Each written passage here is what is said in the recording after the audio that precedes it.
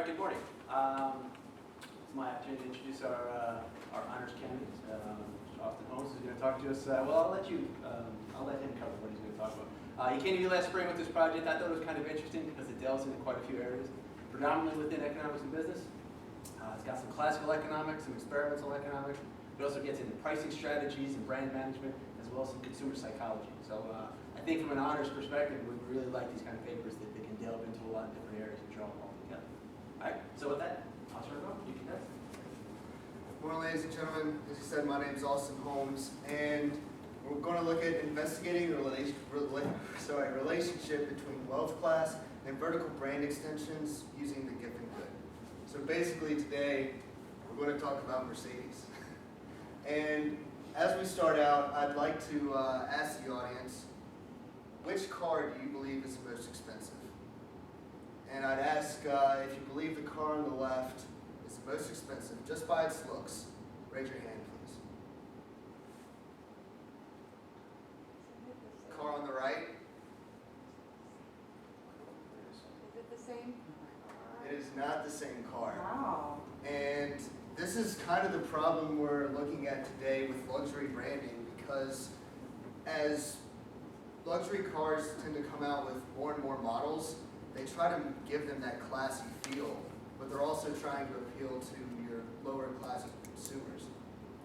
And so in looking at this, you can see that there could be a problem if you're wanting this nice exclusive luxury brand, and then Mercedes is increasing their presence on the road.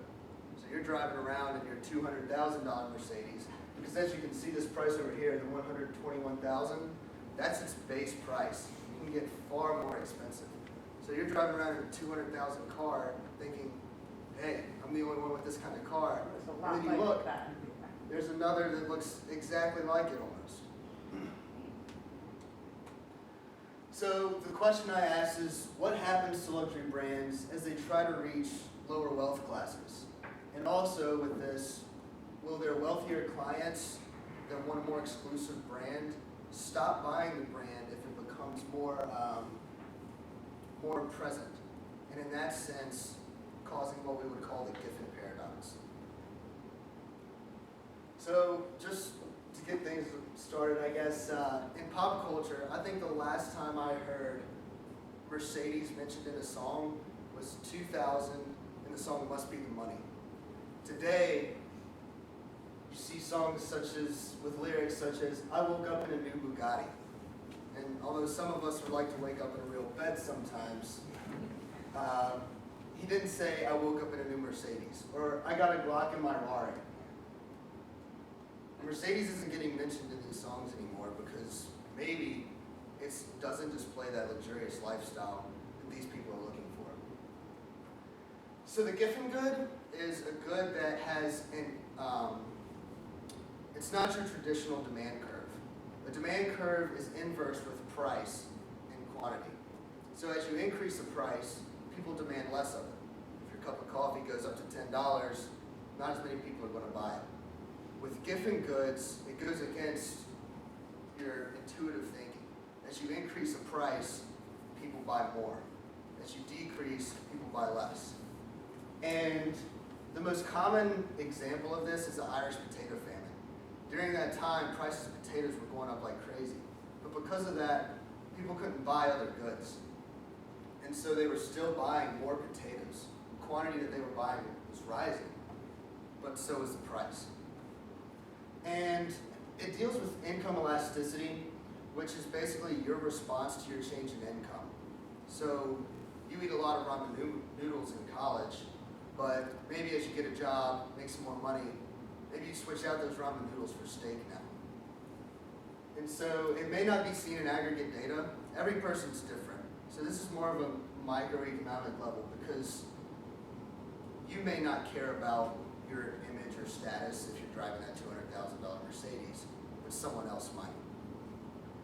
And it is disputed by economists just because it, like I said, it goes against your intuition. The fact that a price is rising and you're buying more of it kind of sets some people off. And a major concept of this was branding. We all see brands every day, and it's a distinguishing symbol, mark or logo that you put on whatever product you send out. Coca-Cola, everybody recognizes McDonald's and Apple. So Apple even sends out stickers with their products, so you can put them wherever you want. And what people are trying to achieve with brands is brand equity. Brand equity is a premium you gain over a generic brand just because you put your brand on something. So if you were to take two computers that were the same, you slap an Apple sticker on it, and somebody's willing to pay $100 more just because it has an Apple sticker, that's brand equity. That's a premium you're charging over that. And it's created over time through trust and value. So BP Oil, when they had that huge oil spill, they lost a lot of brand equity. High brand equity for luxury goods, do you really think it cost thousands of dollars to build that Rolex? But people are willing to pay more for it. And it's not as high for companies in competitive pricing. Walmart, everybody knows, best deals, they get a lot of supply, and they cut prices because of that. And because of that, they don't really have a high brand equity. And if you look at utilitarian and hedonic motivation, utilitarian motivation is, I drive this because it has great gas mileage, it's good for the economy, good for the environment, and I like how fast it goes. Hedonic motivation is more, I like the looks I get when I drive down the road. It's a feeling, it's not tangible. And also companies will fight to protect their brand equity. I'm sure you've seen the lawsuits, and it happens all the time. Recently, Under Armour sued Nike, just because Nike used the phrase, "I will," which is an Under Armour slogan, but they used it in one of their advertisements. Because of this, Under Armour had to fight to protect their brand equity. Because if Nike takes it over, then they lose that slogan and then therefore that advertisement. So line extensions. Part of the problem that I wanted to look at with this study is when you come out with a new product that may not match your brand. So Mercedes, a high-end luxury car, comes out with a $30,000 vehicle that you could even see college students driving around in. So brands create new product lines and they benefit from that established name. Now, if you look, brand dilution is a big problem with this sometimes. And what I mean by that is Arizona Tea came out with chips and cheese. And they tried to market it in food lines and Walmarts, but it didn't really match their Arizona Tea vibe, I guess you would say. And because of that, dilution occurred. Their brand wasn't as valued because they were coming out with products that didn't go along with their brand image. And consumers form their opinion most often based off of the worst and the best product. So if you have a product that's so amazing, they may be able to take a little bit of not as valuable products. Just because you have another product that's so great, they're not really paying attention to anything else. But if you, on the other hand, if you have a product that's so bad, then they probably won't value your brand, even if you come out with a product that's what they want. So here, I wanted to show you guys some figures based on the car industry. And it's in the handout that I showed you. And essentially, if you'll look, Mercedes-Benz, I'll explain the coefficients first. The coefficients you see here were found in a logarithmic function. And so it's more, the magnitude of these numbers isn't very high, but it shows a very big difference when you look at, say, an A-Class or an SLR Mercedes. In magnitude, it's not that much, but in reality, those decimal points and single-digit numbers make a huge difference. And so you'll see Mercedes has a mean coefficient of 9.66. which is actually the highest in this display of vehicles. They even beat BMW, which is another very well-known brand. But you'll also notice they have a very high standard deviation, which means Mercedes is coming out with products that don't really fall in line with each other. Okay, the only other higher standard deviation, I believe, is the Lada, but they only have 2 vehicles. So their standard deviation is a lot larger than BMW, larger than Toyota, or I'm sorry, not larger than Toyota. Toyota also has, we'll discuss them a little later, larger than Skoda and Chevrolet. And because of that, you'll see that their products vary a lot more. And this is what we're trying to look at, whether that standard deviation, that very luxurious vehicle versus the very not so luxurious vehicle, if that causes a problem in their brand image.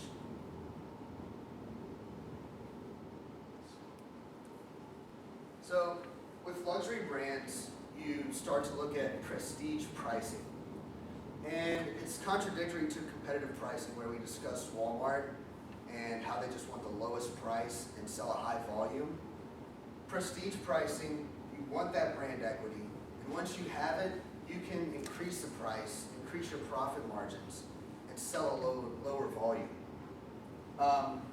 Brand extensions are often measured by the existing brand equity. Like I mentioned before, you slap an Apple sticker on a computer, people are going to want that more than just some generic that they found online. And higher equity means higher markups on new extensions. So basically, the better your brand is, the more powerful it is, the higher you can raise your price. So now, excuse me, now we're getting into more of the sociology and looking at class and luxury. And you'll see here, luxury dates all the way back to before the medieval times. This is when people would wear certain clothes or jewels, and that was to show their status. And if you were below their status, you were actually not allowed to wear whatever they were wearing. So you'll see pictures of kings and their crowns and their scepters.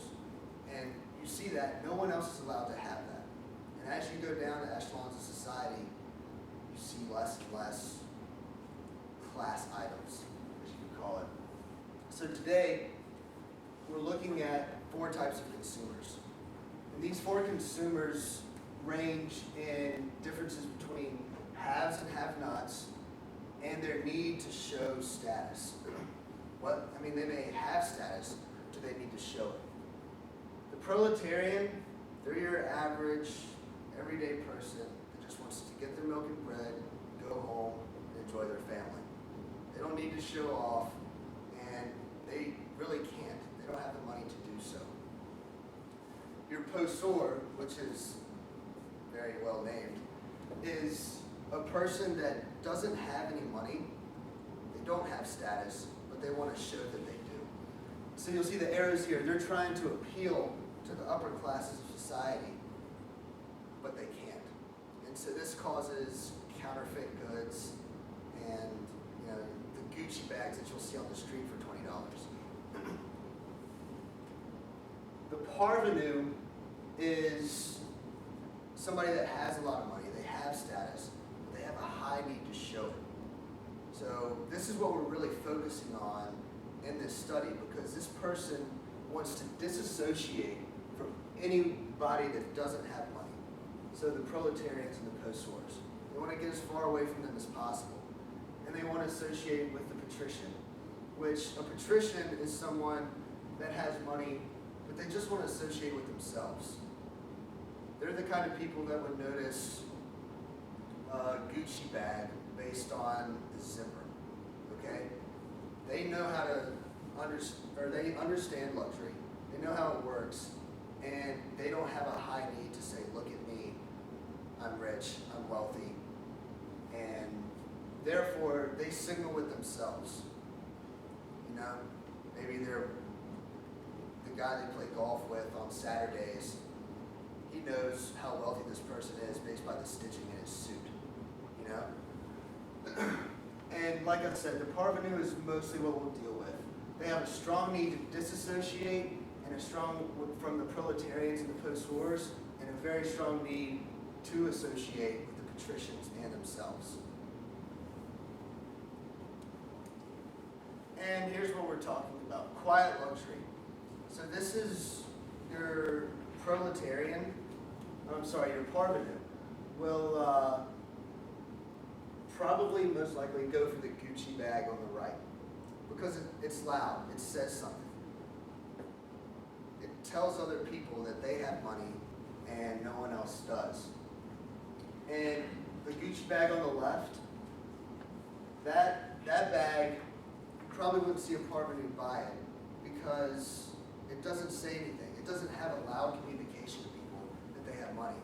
But those people that can understand luxury, they'll buy the Gucci bag on the left, which, as you'll see, the price difference, $1,150 versus $640. People that buy the bags on the right have that need to show it, and not all of them can afford the $1,000 bag. And marketing groups for companies know this. Excuse me. And so because of this, you'll see higher prices in your more quiet luxury items. So a pattern of cyclicality. As I was reading this paper one time, I kind of got a laugh because I realized how ironic it was that you want to signal your status very loudly. Because if you look, a parvenu buys something like that Gucci bag with a really loud symbol, and they'll carry it around, and then those post-sores that don't have any money and really want to show that they do, they'll make a counterfeit. And when they make a counterfeit, the parvenu person that has money but wants to show it, they're like, well, all these other people have a Gucci bag. So now they'll find some other loud symbol, and then they'll carry that loud symbol around. And then the process goes on and on and on. So it's ironic that the more you try to show your luxurious status, the more other people try to copy that image. So now, we're going to actually delve into Mercedes a little bit. So this is a CLA class. And as you can see, it has a beautiful body style. And Mercedes clearly put their proud emblem on the front and the back. And it was created as an affordable coupe. And it brings this idea of affordable luxury. But a lot of people ask the question, is affordable luxury oxymoronic? Because luxury is supposed to be exclusive, right? So here, it's stylish, it's flashy, it has all the Mercedes perks, but its low price puts more vehicles on the road. Right? How many Lamborghinis do you see every day? How many Porsches? And then look at how many Mercedes you see. Now we have the S-Class Coupe. This Mercedes can range, like I said, from $121,000 and beyond. I once saw it described as the Hollywood car because a lot of actors and actresses were getting them and driving them around Hollywood. And Mercedes itself describes the S-Class as its luxury brand in their annual reports. So they're a luxurious car company, but their car, their luxury car, is the S-Class. And it was described as powerful and sophisticated, and right now it even has a driver assist state. And some people wonder whether technology plays a factor, but right now I'm trying to say that the fact that these two cars look so similar would probably cause problems for a parvenu trying to show that exclusivity. It's not the technology that's inside the car, it's the status you're trying to show from the outside. And just so you know, kind of conceptualize a spread of prices for Mercedes. You have a $32,000 vehicle, and you can go all the way up to $10 million. This is the McLaren Red Gold Dream. It's gold plated on the outside, which I'd be very upset if you hit a rock or something and busted your ribs. But it's gold plated on the outside, and the interior has gold plating. So it's a very interesting vehicle. If anybody has some extra cash laying around, I guess you could go for it. But there's also the C112 Mercedes-Benz concept. So these concept cars, when they come out with them, usually one of the first cars they'll say, hey, you know, this is what we created, this is our dream, so who wants it? And so these cars sell for very high prices. But thinking now, you can get a Mercedes-Benz for $32,000 or $10 million. What does that spread do to the brand? So a little history, looking between Mercedes-Benz and BMW, because I wanted to figure out why this was happening. Why is Mercedes going so low? And in 2005, BMW beat Mercedes for the world top luxury brand for the first time. And the battle has ensued ever since. And I think of it as the Cola Wars, Pepsi and Coke, going at each other. Both attempted to return to a pool strategy. What that is instead of being like Walmart, just putting all the products out there and saying, hey, take it, these companies try to pull in customers. They say, look what we have, no one else does, come in if you want to buy.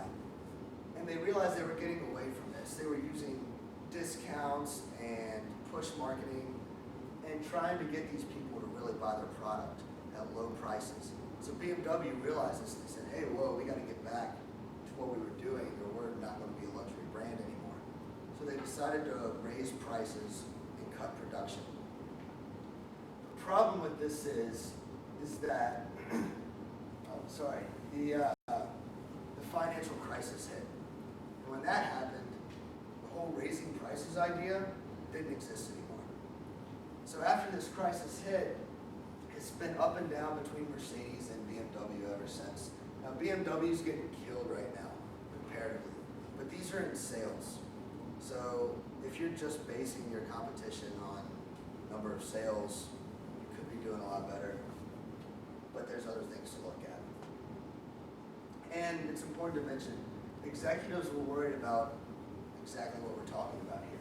They were worried about losing the asset of exclusivity. Because of that, like I said, BMW tried to change their strategy and the financial crisis came.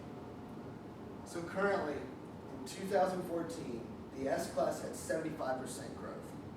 Which you look, you say, okay, they're offering cheaper models, but they're still growing quite a bit in their luxury brand. But the more exclusive brands are showing higher growth. So if you look at Porsche, Lamborghini, all these companies that the S-Class would compete with, they're showing a lot higher growth. Granted, they have a much smaller production scale because they want to stay exclusive. Porsche decided that, they even mentioned in an article, they said, we're not going to be Mercedes and BMW. We're not going to produce that much because the demand was crazy for their newest model. But they said, no, we're not going to produce any more than we have to. And if you'll look today, and it's hard to tell because the CLA came out in 2013. There's so many other variables. But right now, Mercedes-Benz has negative 3.3% growth. Audi has 7.5% growth. And Tesla, if you look at that, has 105% growth. So all of these companies like Lamborghini, Rolls-Royce, they're growing, but they're growing at a much slower rate, trying to stay exclusive. But there's the future. And I kind of got excited when I started looking at this because as you go through their annual report, they mentioned this F015. It has autonomous driving, a very luxurious interior, touchscreens and voice control. So basically you could go in and say, hey, take me to work. You just sit down and this very nice interior, and the car basically drives for you. And you can do some of your office work on a table while you get there. So I thought this was pretty awesome, and I haven't seen many other companies come out with something like this.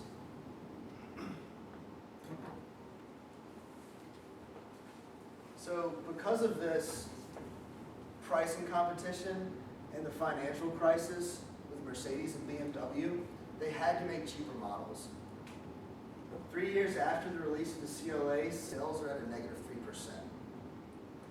But there's something in marketing where if you come out with a product that's so atypical, like I said, it's so much different than what you normally do.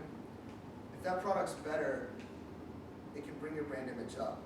But atypicality shows that by coming out with a product so different, it's not going to hurt your brand image. Now, if it's similar,